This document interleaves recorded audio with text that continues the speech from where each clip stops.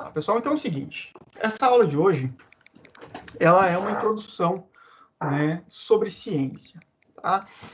A nossa disciplina tem o objetivo de estudar, né, de entender o método, né, para se desenvolver ciência. No nosso caso, a ciência contábil. Então, por isso, metodologia aplicada à contabilidade. Tá? Mas eu dou alguns passos atrás para fazer uma contextualização mais ampla para vocês. Tá? Então, o principal texto base dessa aula de hoje é um livro dos autores Burrow e Morgan. Tá? Eu postei o livro traduzido, né, para vocês, tá? Que é Paradigmas Sociais e Análise Organizacional. Tá? O que é esse livro? Tá? Vocês estão conseguindo ver meus slides aí, não? Sim. Tá. Só para eu saber se eu compartilhei certo aqui, porque às vezes eu abro para compartilhar errado. Tá em tela cheia, né? Sim. E ali em cima aparece para vocês mudarem os slides ou não? Não? Tá. Não, Então, para mim não. depois eu vejo essa configuração. O que é esse livro? Tá? Então, esses dois autores, deixa eu contextualizar esses dois autores. Né? Um deles foi o Gibson Burrow. Ele é nascido em 48, só que quando ele escreveu o livro, esse livro é de 79, ele só tinha 31 anos. Tá? Então, ele era jovem. Né? A formação dele, sociólogo e teórico organizacional. Na época, ele era professor de teoria da organização na Universidade de Leicester, nunca sei falar esse nome, né? Ele estudou a sociologia lá também, fez o mestrado em filosofia dele e fez o doutorado dele em Manchester. Né? Só que o doutorado dele foi após aí, a publicação do livro. Né? O Morgan, ele foi orientador do Burrow. Né? Então, ele escreveu o livro quando ele tinha 36 anos, ele é um teórico organizacional, consultor de administração e professor emérito da Universidade de York. Tá? A formação dele é economia, né? Ele é economista. Tá? Ele trabalhou como contador no Serviço Público Britânico e é mestre em administração pública e é doutor em estudos organizacionais pela Universidade de Lancaster. Tá? Então, esse livro, né, o que os autores eles pretendiam, tá? Então, existem inúmeras vertentes da ciência, né? Existem inúmeras vertentes de teorias, como aqui uma teoria é utilizada como uma lente para explicar um determinado fenômeno. Né? Existem inúmeras vertentes sobre como que os indivíduos veem a sua realidade, sobre como que nós podemos pender para um lado mais objetivo ou para um lado mais subjetivo, né? Então, a literatura, de certa forma, esparsa, né? E não conversando entre si. Ou quando conversando num aspecto de crítica a outras teorias, a outros filósofos, né? Então, o que esses autores eles propuseram, né? Então, na década de 70, eles foram analisando então as teorias existentes, né? E eles identificaram algumas similaridades e algumas divergências, né? Em termos dos pressupostos dessas teorias. E eles condensaram isso, identificando similaridades e oposições, e conseguiram identificar 4 paradigmas, que eles chamaram de paradigmas, né? Os 4 quadrantes de como nós podemos observar a ciência, observar o mundo. Né? Então, conforme aquilo que nós nos afiliamos, aquilo que nós nos acreditamos, a gente vai estar enquadrado num paradigma, ou no outro, ou no outro, ou no outro. Né? Então, esse livro, ele é de 79. Então, eu tenho o acompanhamento aqui de 3 não citações, né, mas de contagem de citações desse livro, né? Então, lá em 2017, o livro foi identificado 11.721 citações no Google Scholar. No ano passado, foram 16.196 citações, e em 2021, 17.466. Então, isso aqui de semana passada, né? Então, o Google identificou 17 mil trabalhos citando o livro, né? É um número considerável, né? Isso só o que foi identificado pelo Google, fora aquilo que foge do campo de busca do Google. Então, trabalhos mais antigos que só estão em PDF, que não tem aquela tecnologia OCR para fazer a leitura, né, das referências. Então, esse número é potencialmente maior. Tá? O livro está dividido em 12 capítulos, e esses 12 capítulos em 3 partes, né, que ele segmenta, né? A natureza das ciências sociais, a natureza da sociedade e os 4 paradigmas, né? Depois, ele apresenta cada um dos 4 paradigmas, né? Explicita e discute com a teoria e apresenta as conclusões, tá? Eu vou comentar, então, vou tentar comentar, né, na aula de hoje, para não tentar ficar muito extenso, né? O primeiro capítulo, o segundo capítulo eu vou dar uma passada por cima, e o terceiro capítulo, que são os principais que nos interessam. Tá? Esse é um livro de leitura pesada, não sei se alguém já tentou ler ou não, mas ele é de leitura pesada. Você lê uma vez, você pensa, pô, é difícil, né? Se lê a segunda vez, né, você ainda tem dificuldade. Se lê a terceira vez, você pensa, o que tem de errado comigo? Né? É mais ou menos assim. Vocês vão ver que a situação só tende a piorar no mestrado, né? Algumas disciplinas, talvez em teoria da contabilidade, em algum momento vocês fiquem assim, mas principalmente métodos quantitativos. Métodos quantitativos, por mais que a gente tenha uma certa afinidade com estatística, com matemática, em métodos quantitativos a gente fica com essa sensação a disciplina inteira, tá? Então já adianto isso para vocês, tá? Então, deixa eu só... Gente, eu vou tirar aqui em 2 telas, só que tá ruim para mim. Eu só vou ficar em uma tela só, aí eu não vou conseguir ver vocês. Então, se vocês precisarem falar alguma coisa, vocês vão ter que abrir o áudio, tá? Então, o principal objetivo desse livro, quando eles propuseram, né, de tentar relacionar, então, teorias de organização, teorias organizacionais e os seus contextos sociológicos, né? Então, tentar identificar similaridades e tentar identificar oposições e diferenças, né? Para tentar identificar padrões, né? De forma mais simplificada. Foi basicamente esse o objetivo deles. Basicamente, né, parece que está minimizando o trabalho, mas não. Né? As teorias são muito pesadas, e para eles conseguirem condensar isso, foi um trabalho pesado. Né? Então, como proposta final, eles apresentaram que a teoria social ela pode ser segmentada em quatro paradigmas chaves, né, que eu já adentro aí nesses 4 paradigmas com vocês. Como que eles segmentaram, então, esses 4 paradigmas? Tá? Então, eles identificaram, basicamente, duas áreas de classificação, 2 formas de visualizar, né, para chegar nos 4 quadrantes. Né? Então, o primeiro é identificar as características em cada uma das teorias sobre como que é observado a natureza da ciência social, né? E os pressupostos dentro dessa classificação relacionado à ciência social. Tá? E eles identificaram 4 características nessa da ciência social. Tá? E a identificação sobre a natureza da sociedade. Corrigindo, a natureza social, as 4 classificações da natureza da sociedade. Tá? Então, tendo 2 classificações,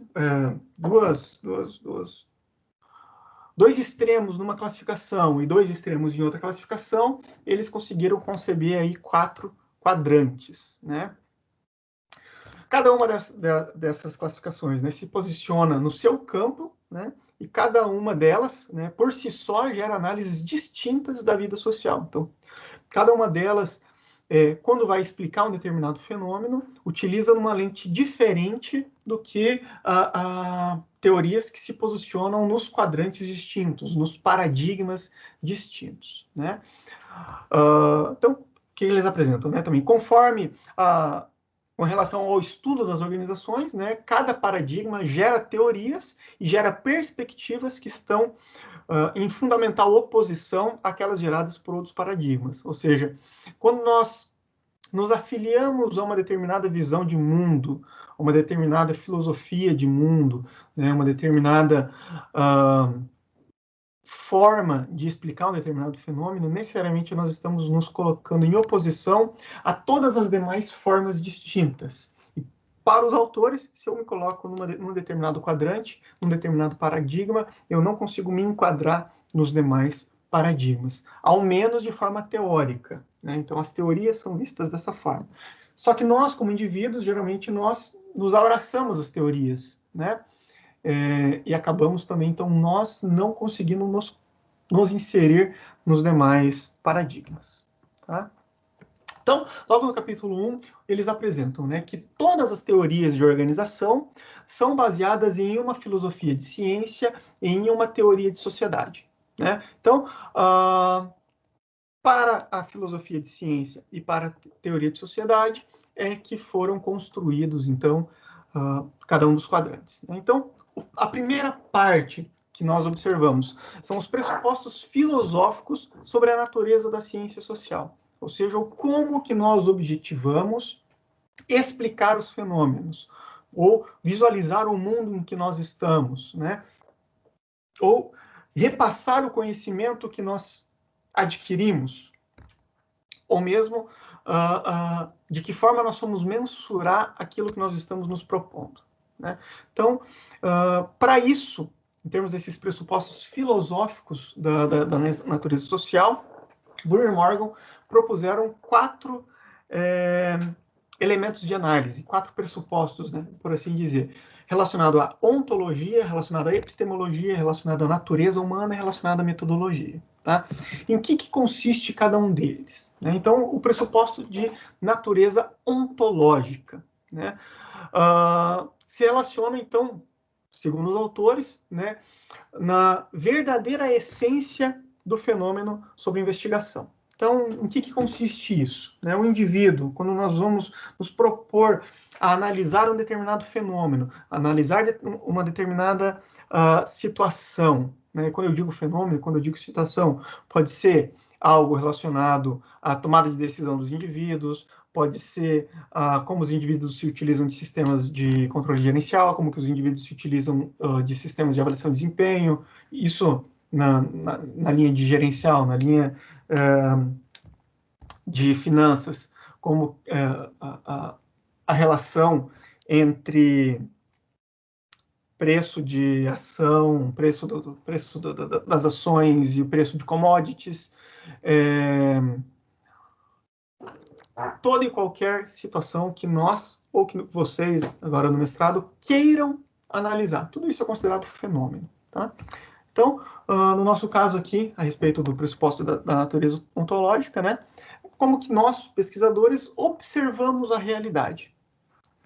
Se essa realidade ela é uma realidade considerada externa ao indivíduo, ou seja, a realidade está lá, né, eu vou observar essa realidade e vou estudar essa realidade. Né?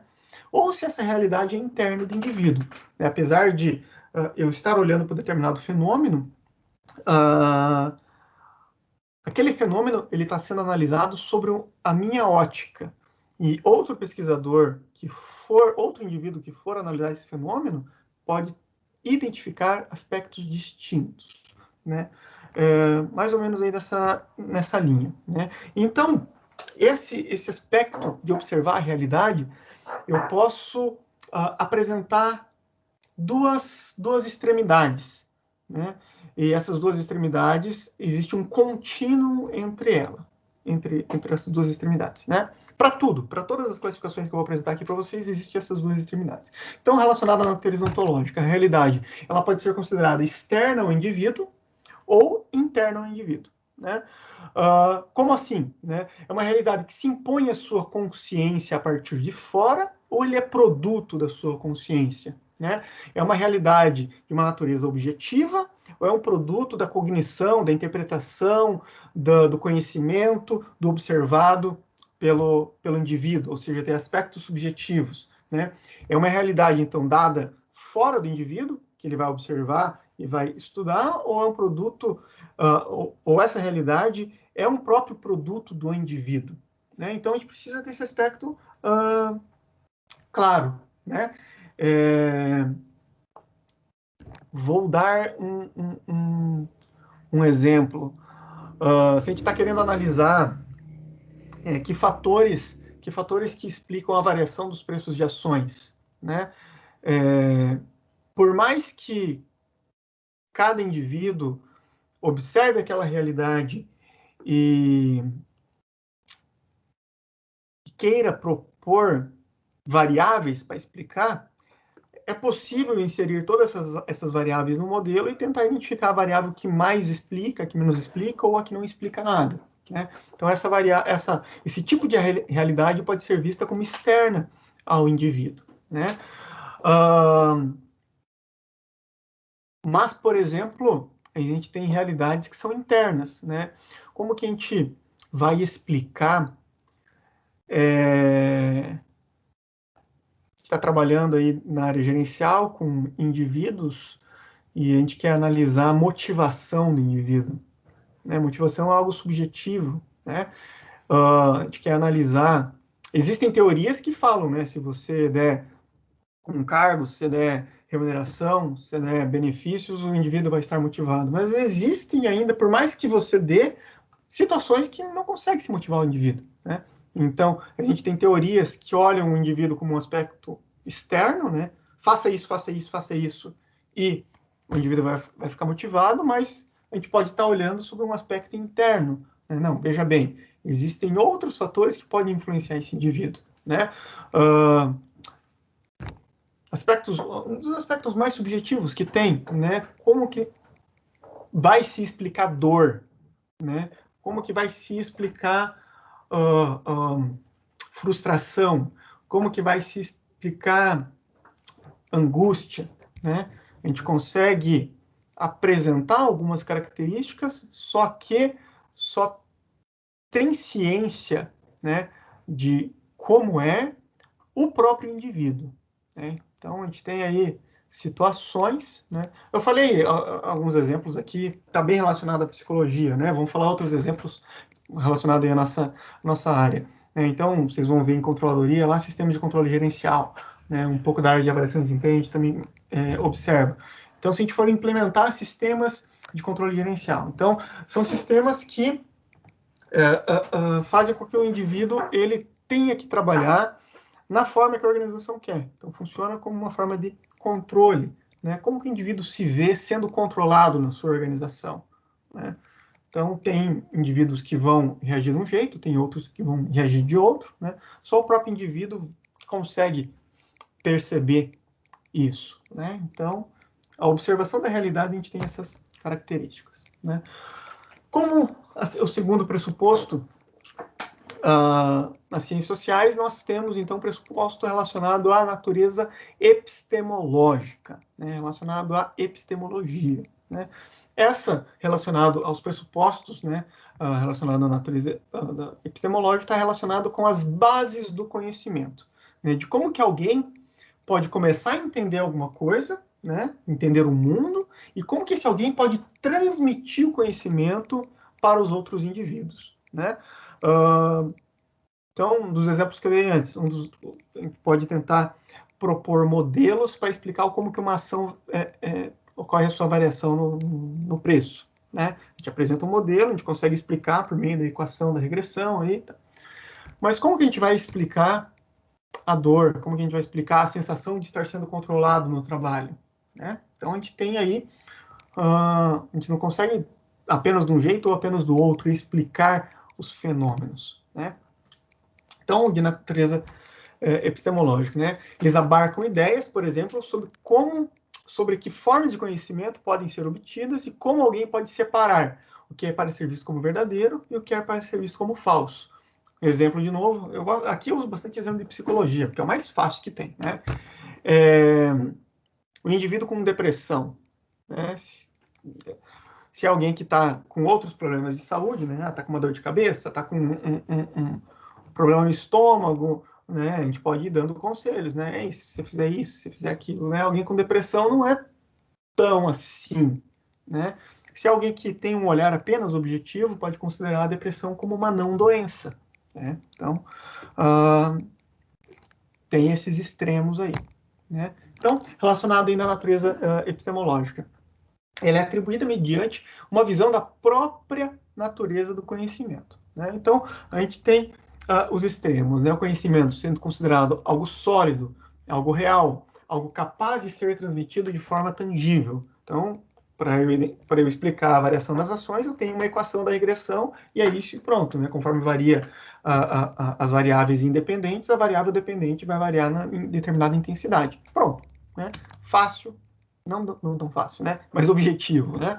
Ou esse conhecimento, ele é mais maleável, ele é mais subjetivo, ele é espiritual ou mesmo transcendental, né? Baseado na experiência e no insight de natureza única e essencialmente pessoal. Cada indivíduo sente a sua dor da sua forma, cada indivíduo entende Vou dar um exemplo bem simples, né? For medir o nível de felicidade de cada um de vocês quando passou aqui no mestrado, né? Tem gente que teve um nível de felicidade muito extremo, tipo, nossa, isso é o que eu quero para minha vida, né? Teve gente que teve um nível de felicidade, não, bacana, é mais um degrau na minha vida, né? Bora lá. Então, percebam, a gente não consegue observar tudo ou de forma objetiva ou de forma subjetiva, né? Então, tem situações, né? Claro, se eu tiver uma visão apenas objetiva, tudo que é subjetivo eu descarto. Para mim, não é ciência, né? Além disso, então, algo que pode ser adquirido ou é algo que tem que ser experimentado pessoalmente, né? Então, você vai explicar a felicidade de passar no mestrado, né? Você consegue explicar essa felicidade? Ou vai ser só alguém que passou que efetivamente vai saber, né? Não tenho filhos, né? Mas quem tem filho fala sobre a felicidade de ser pai ou de ser mãe, né? Por mais que se explique, quem não é pai, não é mãe, não consegue perceber na mesma intensidade, né? Então, de forma mais simplista, né, o conhecimento ele pode ser segregado em algo que é verdadeiro ou algo que é falso, né? Algo que a gente aceita como um conhecimento que pode ser acreditado ou algo que, não, esse conhecimento, né, não passa de falsidade, pode ser descartado, né? Terceiro pressuposto, então, dentro das ciências sociais, é o chamado de pressupostos de natureza humana, né? Que está relacionado, então, como que o indivíduo, né, como que as pessoas se relacionam com o seu ambiente. Tá? Então, toda a ciência social ela deve ser predita mediante esse tipo de pressuposto, já que a vida humana ela é essencialmente sujeito e objeto da investigação. Tá? Então, nesse aspecto, né, por quê? Porque na área de ciências sociais a gente estuda os indivíduos, né? A nossa área, né, a contabilidade, é uma ciência social aplicada. Então, a gente estuda os indivíduos de forma aplicada, não apenas teórica, né? E quando a gente observa, quando a gente, não, mas tá, eu sou contador, eu vejo organizações, mas organizações nada mais é do que um conjunto de indivíduos que estão lá em prol de um objetivo. Então, tem indivíduos por trás. Por mais que a gente só vá trabalhar com números em contabilidade, mas os valores, eles vão refletir em algo. A não ser que a gente vai trabalhar num nível de finanças muito extremo, né? Que daí finanças tem um viés mais da área de exatas, né? Do que propriamente de ciências sociais aplicadas, né? Mas não acho que vocês vão trabalhar num nível tão extremo assim. Tá? Então, quando a gente trabalha nos pressupostos de natureza humana, a gente pode observar dois extremos também. Um extremo chamado de determinismo e outro extremo chamado de voluntarismo. Né? Então, quando a gente analisa, né, os pressupostos da natureza humana, quando a gente analisa num dos extremos chamado de determinismo, o que nós temos, então? Que os indivíduos, as pessoas, eles vão responder a um determinado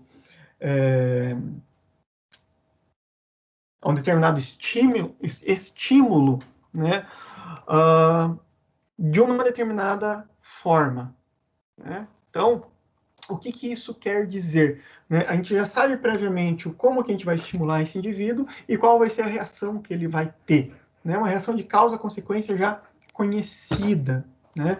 A gente não deixa os indivíduos ou a situação que nós estamos analisando pelo livre arbítrio. Né? Esses indivíduos, eles estão, de certa forma, condicionados. A sua reação, ela é determinística. Né? Então, os seres humanos e suas experiências, eles são vistos como produto do ambiente, e não como produtor do seu ambiente. Né? Então, os seres humanos são condicionados pelas circunstâncias externas. Já no voluntarismo, que é o outro extremo, né, a gente considera o livre-arbítrio dos indivíduos. Né? Leva-se em consideração o papel criativo, leva-se em consideração os aspectos mais subjetivos desse indivíduo. Né? Então, o homem, ele é visto como criador do seu ambiente, ele influencia o ambiente, ele é influenciado pelo ambiente. Existe uma troca aqui nesse contexto. Né? Então, ele é considerado, enquanto no determinismo o indivíduo ele é controlado, né, ele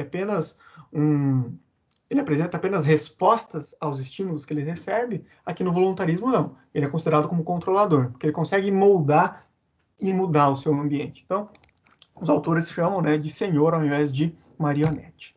Tá? Então, complementando aqui de forma por meio de teorias, né? Essa parte aqui não está no livro, está num dos artigos lá, que eu não me lembro qual agora. Tá? Depois, vendo a descrição lá, eu já acho qual que é. Né? Mas essa segregação entre uma perspectiva determinista e uma perspectiva voluntarista. Né? Se a gente vai analisar sobre teorias organizacionais, como que as organizações respondem. Né? Então, se a gente parte de teorias deterministas, né, a gente assume que as organizações elas apenas vão sobreviver quando elas obedecem determinados ditames, determinadas situações externas, ou seja, eles têm que buscar a sua eficiência no meio do ambiente. Né? Então, algumas teorias que vocês vão visualizar na disciplina do professor Aládio, por exemplo, a teoria da contingência, né, o contingencialismo, a teoria ecológica, da ecologia populacional e as teorias econômicas da organização. Então, essas teorias, elas pressupõem que as organizações elas vão apenas reagir a estímulos externos. Né? Então, basicamente, dessa forma. Então, tem uma característica determinista. A gente pode ter no campo organizacional, né, que teorias voluntaristas, né, que questionam a existência ou a necessidade dessa dependência passiva da organização aos ditames externos. Né? Então, uma das teorias é a chamada teoria da escolha estratégica, né? Então, da escolha estratégica, né? Então, a identificação de elementos que influenciam o resultado que a organização espera. Né? Então, a partir da construção da estratégia da organização. Né? Então, ao invés da organização ser apenas apresentar respostas ao que o ambiente externo dita, né? A organização ela é proativa, então ela é construtora do seu futuro. Então, mais ou menos aí dessa forma. Tá? E o último pressuposto é o chamado pressuposto de natureza metodológica, né? Que ele se alinha, né, com os demais pressupostos, né, que tem, então, como objetivo, né, tentar investigar e obter o conhecimento desse mundo social. Né? Então, diferentes ontologias, diferentes epistemologias, diferentes modelos de natureza humana levam os cientistas sociais a diferentes metodologias. Se eu observo o mundo de um jeito, se eu observo o indivíduo de um jeito, né, se eu observo que a forma de se repassar o conhecimento, né, ou de se coletar as informações que eu estou analisando, quando eu digo repassar o conhecimento, pode se considerar coletar as informações que eu estou analisando, né, se eu estou querendo trabalhar com a percepção do indivíduo relacionada ao controle na organização, né? Ele vai ter que me passar a forma que ele percebe o controle, né? Então, tudo isso vai refletir na metodologia que eu vou utilizar, nos métodos que eu vou coletar os meus dados, né? Então, dessa forma que a gente consegue, os autores, né, segmentaram o mundo social visto como um mundo natural, e daí eu vou utilizar metodologias provenientes das ciências naturais, ou um mundo considerado mais maleável, mais pessoal e também mais subjetivo. Então, eu vou utilizar também métodos e metodologias provenientes aí, por exemplo, psicologia e afins, né? Então, nesse sentido, quando a gente considera o mundo como natural, né? A gente vai considerar, então, esse mundo como sendo sólido, como sendo real e sendo externo ao indivíduo. Né? Então, a realidade, ela existe, ela está lá, e eu, como pesquisador, eu vou apenas observá-la, relatar e analisar os dados. Né? Então, a realidade considerada concreta e objetiva, ela está além da minha percepção. Né? Eu percebendo ou não, ela está lá. Né? Então, o empreendimento científico é para colocar seu foco de análise nas relações e nas regularidades entre os vários elementos. Então, como que um exemplo que eu dei antes, né, o como que o preço das commodities se relaciona com o preço das ações, ou o que pode explicar a variação no preço de ações. Né? Então, o mundo está lá. Né? E eu que preciso ir identificar essas características para fazer as análises. Né? Então, identificação e a definição de elementos das relações, a descoberta dos meios pelas quais as relações podem ser expostas e a busca por leis universais que explicam e governam a realidade que está sendo observada. Então, quando eu digo busca por leis universais, o principal ponto é eu busco generalizações. Né? Então, se eu estou analisando relações entre o valor da ação e o valor da cotação da commodity, né, eu vou querer generalizar isso para todas as empresas que trabalham com commodities. Se eu tenho uma teoria que fala que se eu der salário, se eu der benefícios e se eu der cargo para um funcionário, ele vai se motivar, essa teoria é para explicar isso em qualquer tipo de organização, em qualquer tipo de ambiente, em qualquer nível hierárquico. Né? Então, generalizações. Tá? No entanto, a gente pode observar o mundo como sendo mais maleável, mais pessoal e mais subjetivo. Né? Nesse outro extremo, o que nós temos? Então, a importância, se enfatiza a importância da experiência subjetiva dos indivíduos na criação desse mundo social. Né? Então, veja bem, não é apenas a remuneração, o cargo, ou os benefícios que podem motivar esse indivíduo. Tem inúmeras outras possibilidades. Interesse principal, fui pensar em outro exemplo e não me veio na cabeça. Né? Interesse principal em como com o entendimento da maneira como o indivíduo cria, modifica, interpreta o mundo no qual ele se descobre. Então, como que o indivíduo ele observa o seu ambiente, como que ele trabalha, como que ele busca moldar o seu ambiente. Né? Então, a gente tenta identificar aspectos muito mais subjetivos aqui. Né? Então, o interesse no entendimento do que é único e particular ao indivíduo, ao invés do que é geral e universal. Então, aqui, a gente passa a ter uma quebra, né, da principal vertente que nós temos aí quando se trabalha com pesquisa, né? Porque eu estou tentando identificar aquele objeto de estudo apenas, as características daquele objeto de estudo, e não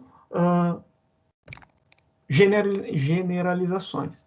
Um dos exemplos, quando a gente trabalha com estudos de caso. Né? Um estudo de caso ele só é relevante quando ele é diferente da maioria. Né? E daí, quando a gente trabalha com estudos de caso, a gente não busca generalizações. tá? A gente busca entender aquele contexto, aquele indivíduo, aquela organização, né? Leva-se em questão, então, se existe uma realidade externa e digna de estudo, né? E se enfatiza, então, a natureza relativa do mundo social a um ponto tal que pode ser percebida como anticientífica se for comparado com as regras básicas aplicadas às ciências naturais. Por quê? Porque no desenvolvimento da ciência, né, como a nossa área de ciências sociais ela foi desenvolvida depois das demais, né? Se a gente for pensar, por exemplo, o campo da matemática, né? A gente tem aí os filósofos antigos que eram matemáticos também, né? Com pesquisa tem mais de 5.000 anos, né? E já o estudo dos indivíduos não é tão distante, né? Quando se iniciou o estudo dos indivíduos, né, as ciências naturais elas já eram mais desenvolvidas. Então se utilizou os métodos das ciências naturais para explicar as ciências sociais, né? E isso perdurou até hoje, basicamente, né? Se a gente for, por exemplo, vocês vão ver em métodos quantitativos, praticamente tudo que é proveniente lá em métodos quantitativos é derivado das ciências naturais, né? Das ciências exatas, tá? Então, quando esses indivíduos que trabalham muito com métodos quantitativos visualizam trabalhos que estão alocados nessa área mais subjetiva, para muitos desses pesquisadores, essas pesquisas são consideradas anticientíficas. Por quê? Porque eles não acreditam nesse tipo de ciência, né? Então, quem trabalha nessa área tem, em alguns casos, certa dificuldade, tá? Então, esses 4 pressupostos, eles puderam ser segmentados, então, em cada um em um extremo, né? Então, se a gente observa a ciência de uma forma mais subjetiva ou a ciência de uma forma mais objetiva, né? Se for a ciência de uma forma mais subjetiva, dentro da ontologia, a gente vai ter a classificação entre o nominalismo e o realismo, dentro da epistemologia, entre o antepositivismo e o positivismo, entre a natureza humana, entre o voluntarismo e o determinismo, e dentro da metodologia, entre o ideográfico e o nomotético, né? Fazendo algumas explicações, porque vocês não precisam saber cada uma dessas 4, tá? Vocês precisam entender o contexto, mas não decorar os nomes, tá? Porque os nomes são chatinhos pra cacete, tá?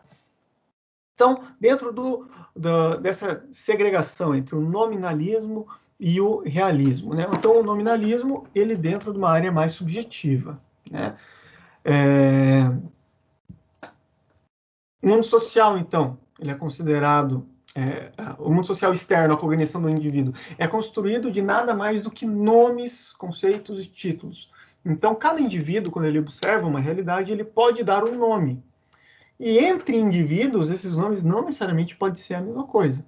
Pode representar o mesmo objeto, mas cada um trabalha com um nome, trabalha com uma classificação, não uma classificação, né, mas atribui uma visualização de forma distinta, né? Então, os nomes, né? Vou dar um exemplo, até piadinha, né?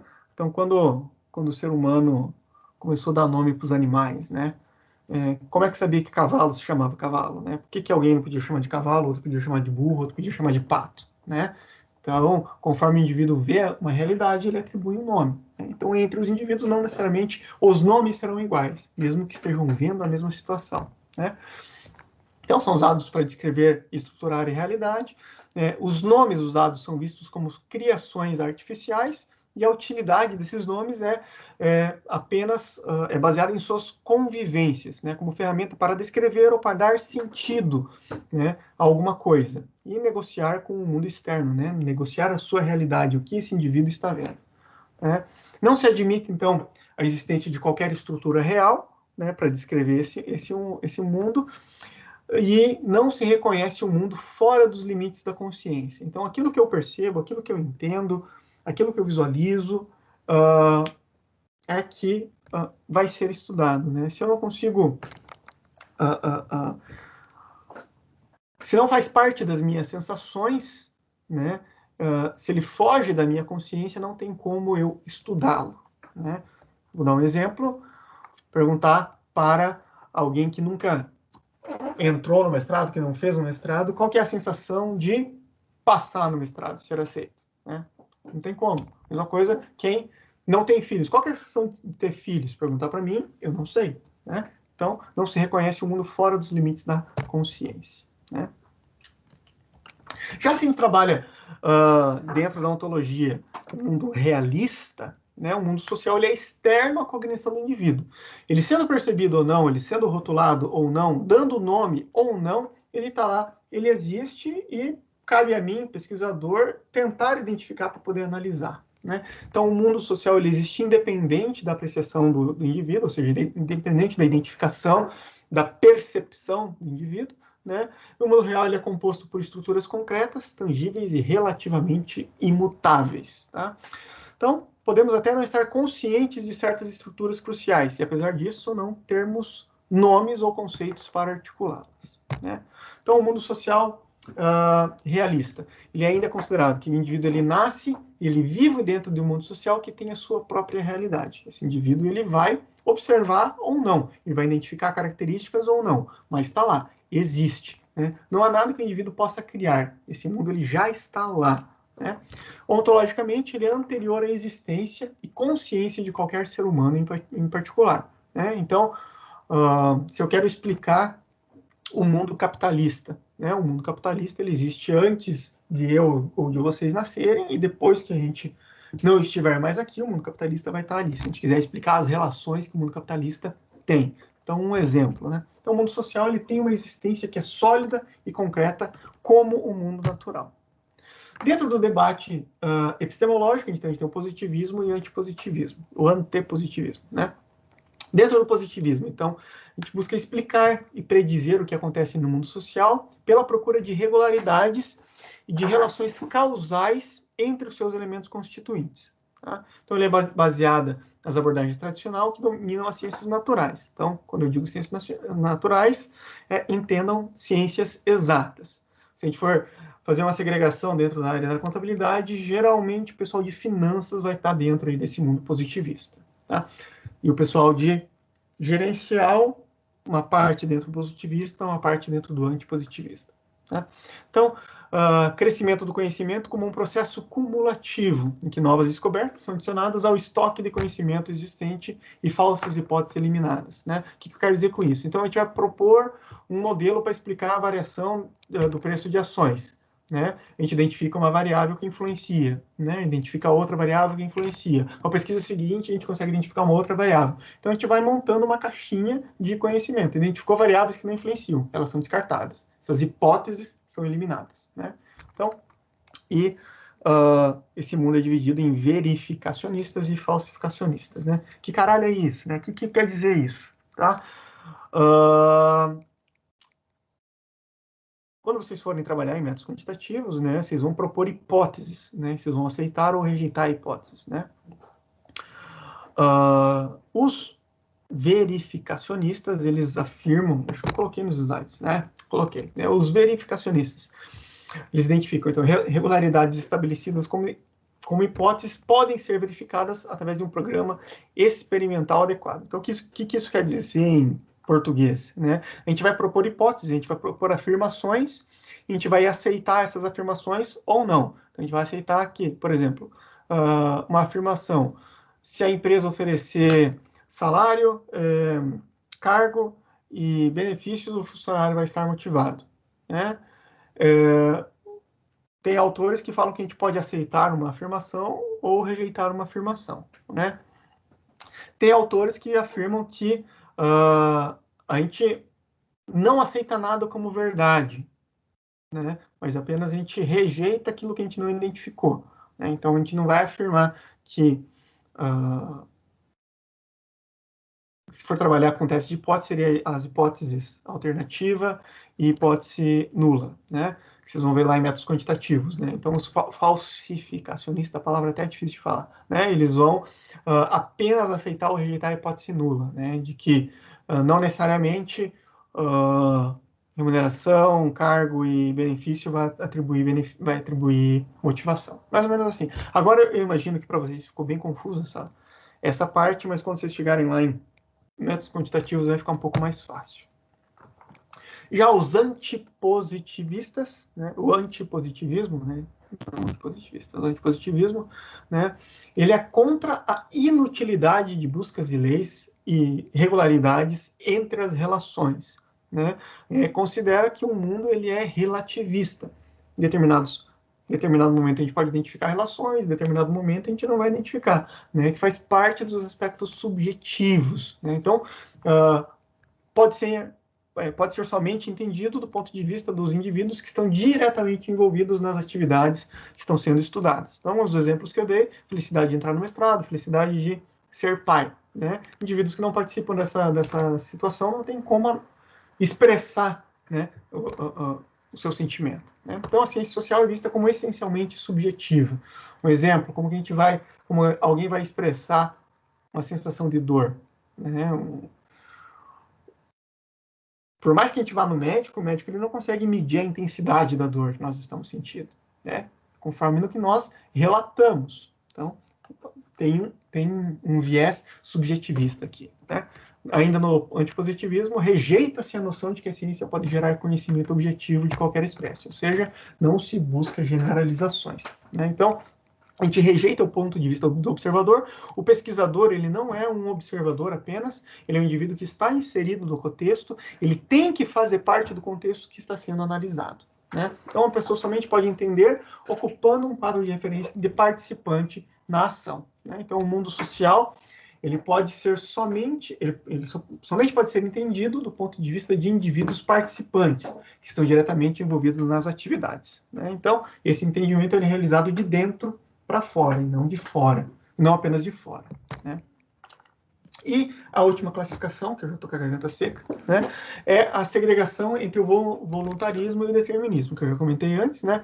Se eu tenho uma visão determinista, o homem e as suas atividades, né, são vistos apenas como determinadas pela situação ou pelo ambiente que ele se situa, né? Então, a gente vai apresentar estímulos e esse indivíduo ele vai responder esses estímulos, né? E quando ele responde, a gente já tem previamente conhecimento de que forma ele vai responder, né? E numa visão voluntarista, o homem é considerado autônomo e possuidor de livre-arbítrio. Então, ele é influenciado pelo ambiente, mas ele também influencia o ambiente, né? Ele é construtor e criação do seu contexto, né? E eu achei que era a última classificação, tem mais uma ainda, né? Que é o debate metodológico, que se segrega no chamado ideográfico e no chamado nomotético, né? Então, o ideográfico, né? Que a gente só pode entender o mundo social pela obtenção, em primeira mão, do conhecimento sobre investigação. Então, relacionado a nós estarmos inseridos no ambiente, né? ênfase em tornar-se mais próximo do subjetivo das pessoas, né? Explorar o background e história de vida. Então, em geral, nas pesquisas ideográficas, né, nessa perspectiva, eu vou ter muito mais pesquisas qualitativas, né? Então, enfatiza-se a análise das constatações subjetivas que uma pessoa gera ao entrar em situações e ao se envolver no fluxo da vida diária, né? Exemplos, né? Como se analisa o sucesso de fundadores de empresa, né? Como que você vai analisar? Você só vai analisar conseguindo entrevistar esse indivíduo e fazer com que esse indivíduo expresse todos os momentos da sua vida que ele precisou tomar decisões, e essas decisões influenciaram o seu curso de vida, né? Então, é necessário, num processo de entrevista, fazer com que esse entrevistado, ele se abra, ele se exponha, né? Então, deixar que o próprio subjetivo da pessoa revele a sua natureza e características durante o processo de investigação. Se a gente trabalha já numa visão mais nomotética, mais objetiva, né, o ênfase na importância de se basear a pesquisa em protocolo sistemático e técnica. Vocês vão ver lá em métodos quantitativos, né, que cada um dos testes tem as suas premissas, vocês precisam respeitar essas premissas para o teste ter validade, né? Então, esse é um dos aspectos, né? Então, abordagem e métodos empregados nas ciências naturais, né? Ou seja, nas ciências exatas, focalizam o processo de teste de hipóteses conforme os cânones do rigor científico. Então, vocês vão ver lá em métodos quantitativos, tem o teste de hipótese, teste de média, os testes de correlação, teste de regressão, né? Tudo isso dentro desse aspecto que eu comentei agora, né? Então, construção de testes científicos e uso de técnicas quantitativas para análise de dados. Então, algumas formas de coleta de dados, né? Pesquisa de dados, questionário, teste de personalidade, instrumentos de pesquisa padronizados, dentre outros. Então, com isso, os autores classificaram. Então, se a gente tem os aspectos mais subjetivos, vai estar classificado dentro mais subjetivos dentro do idealismo germânico e mais objetivos dentro do positivismo sociológico. E para não ficar me adentrando muito, porque a hora está passando. E uma característica que os autores comentam, né, é que quando pesquisadores eles são criados dentro de uma tradição, o nosso mainstream é o positivismo, né, é difícil conseguir visualizar os demais, as demais características. Tá? Então, daqui a pouco, quando eu comentar dos quadrantes, né, vai ficar bem mais claro esse aspecto. Só me deem um minuto, não sei que já é 10h17, vou tentar dar uma corridinha na segunda parte, mas eu preciso tomar água.